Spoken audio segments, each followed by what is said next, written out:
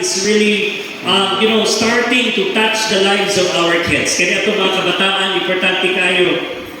Notwithstanding, regardless of what denomination we have, regardless whether you are Catholic, whether you are an Adventist, you are an Iglesia ni Cristo or Cristohanon, but the mere fact that we have already started introducing our kids to the church, that means to say that their lives are already assured. Their lives are already being put into the limelight of partaking the ministry of our dear Holy Father. But before that, friends, brothers and sisters in Christ, let us pray. Mag-ampot na.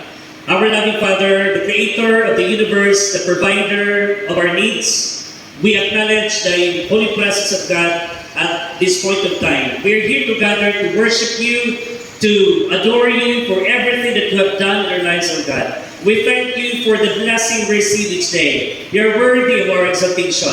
You are worthy of our admiration, O God, and nothing else. Your name, Jesus, your name, Lord God, is enough for us to be inspired, Lord God. Despite a lot of pressures in the world, despite a lot of challenges in the world, but we can still feel your love of God, and you are true to it, Lord God, and you're faithful. Thank you so much.